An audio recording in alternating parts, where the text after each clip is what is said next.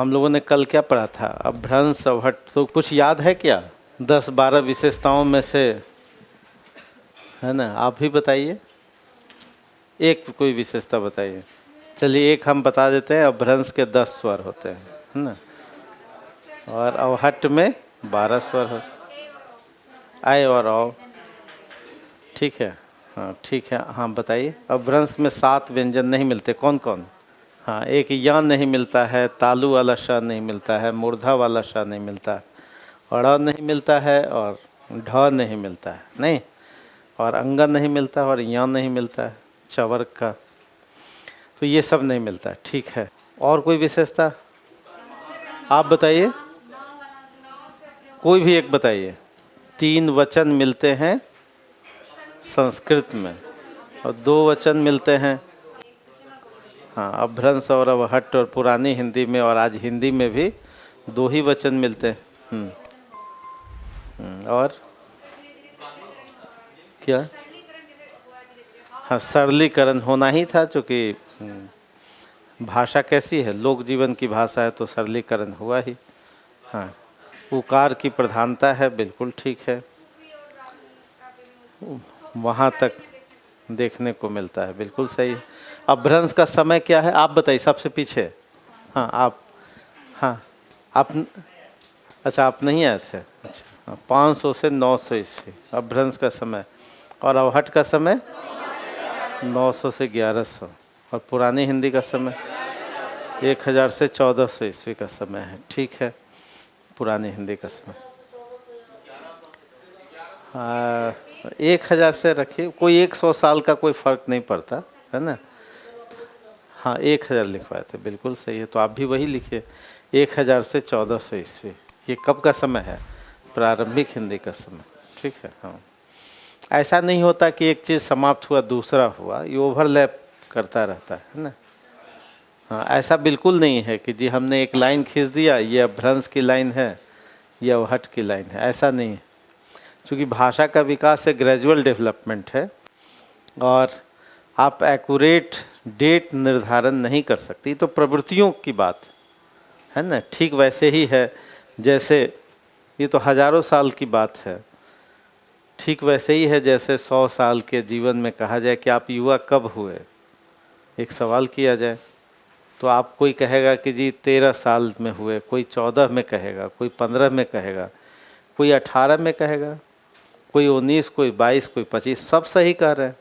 तो 100 साल में 10 साल का कोई मायने नहीं रखता, है ना। ठीक वैसे ही वो तो हजारों साल का डेवलपमेंट है, तो भाषा का मतलब ये बिल्कुल नहीं हुआ।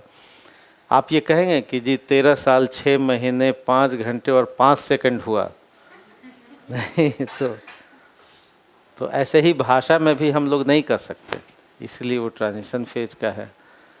तो अभ्रंश अवहट और पुरानी हिंदी में आपने कुछ उदाहरण भी दिया था, नहीं, आपने उसके डेवलपमेंट को भी चार्ट से बताया था कि छंदस है, संस्कृत है, पाली है, प्राकृत है, अभ्रंश है, अवहट है, और पुरानी हिंदी है। हाँ, तो पाली के बाद ही यहाँ भी लिखवा है, नहीं, हाँ, ऑब्लिक का मतलब वो दोनों एक साथ साथ, है ना। तो पाली और प्राकृत, और इसलिए कोई कन्फ्यूजन ना हो, इसलिए वैसा लिखवाया। ठीक, तो उसके आगे अब हम लोगों ने लिख लिया था व्याकरण, तत्सम, तद्भव, देशज, विदेशज भी लिख लिया था। हाँ, यानी हाँ, कंक्लूजन नहीं हुआ था, यानी हमने लिखा था व्याकरणिक संरचना में ध्वनि रचना को, रूप रचना को, और शब्द रचना को। ठीक है, वाक्य संरचना इसमें हम लोग नहीं लिखते, क्योंकि ये उस समय कोई मानकता का सवाल नहीं था, तो ये वाला हिस्सा नहीं लिखते हैं। तो पैराग्राफ चेंज करके लिखेंगे निष्कर्ष, है ना। नासिका मतलब जो नासिका का उच्चारण हो, जिसमें जैसे चांद में जो लगा, ठीक है, तो जैसे मुंह का क्या हो जाना, मुंह हो जाना, छाया का छां हो जाना, तो ऐसे रूपों का विकास हुआ सरलीकरण के कारण, ग्रामीणीकरण के कारण। लिखिए समग्रता कह सकते हैं कि, समग्रता कह सकते हैं कि, हाँ, लास्ट में समग्रता कह सकते हैं कि, समग्रता कह सकते हैं कि अभ्रंश अवहट एवं पुरानी हिंदी, अभ्रंश अवहट एवं पुरानी हिंदी हिंदी के विकास में हिंदी के विकास में आधार का काम करता है। हिंदी के विकास में आधार का काम करता है, अर्थात इनकी भूमिका को योगदान के स्तर पर इन संदर्भों में देखा जा सकता है। इनकी भूमिका को योगदान के स्तर पर निम्न संदर्भों में देखा जा सकता है। हाँ, निम्न संदर्भों में देखा जा सकता है। साहित्यिक योगदान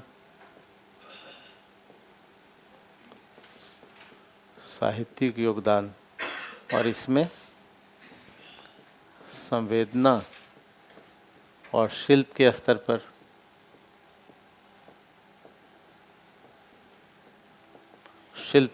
पर दूसरा व्याकरणिक योगदान,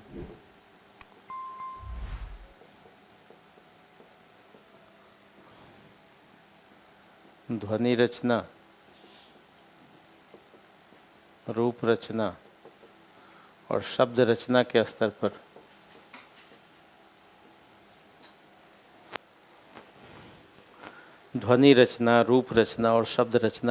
पर साहित्यिक योगदान और दूसरा व्याकरणिक योगदान। आगे लिखिए हिंदी पैरा चेंज करके लिखिए। हिंदी अपने सभी रूपों में अभ्रंश एवं अवहट्ठ की ऋणी है। ऋणी है मतलब उसका कर्जदार है। अभ्रंश एवं अवहट्ठ की ऋणी है। विद्यापति ने कीर्तिलता और कीर्ति पताका की रचना अवहट्ठ भाषा में ही की है। पताका की रचना अवहट्ठ भाषा में ही की है तथा इस लोक बोली पर स्वाभिमान भी व्यक्त करते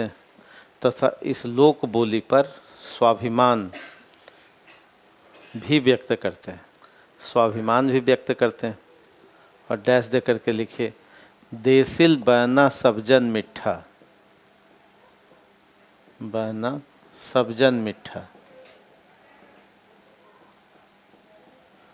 देसिल बहना सबजन मिठा ते तैसन जपवो अवहट्ठा। देसिल बहना सबजन मिठा, देसी बोली सबको मीठी लगती है। देसी बोली सबजन मिठा, सभी लोगों को मीठी लगती है। देसिल बहना सबजन मिठा ते तैसन जपो अवहट्ठा, यानी अवहट्ठ भाषा में हम क्यों लिख रहे हैं? क्योंकि ये देसी भाषा है। आगे लिखिए सिद्ध रचनाकारों ने भी तथा जैन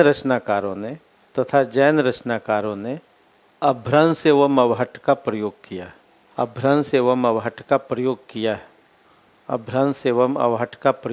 है।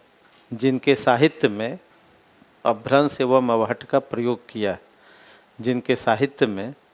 व्याकरणिक विशेषताएं भी देखी जा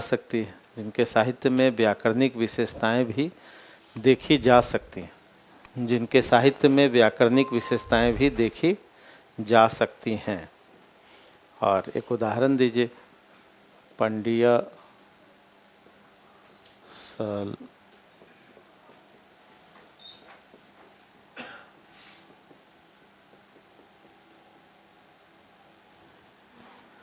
देहहि बुद्ध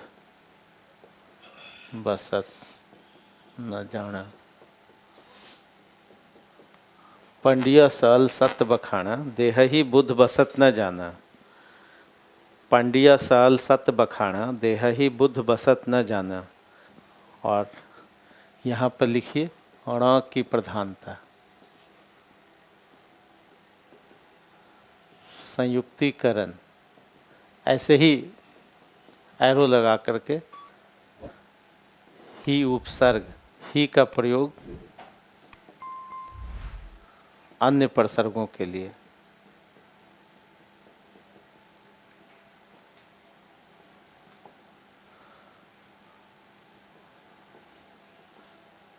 की उपस्थिति नहीं।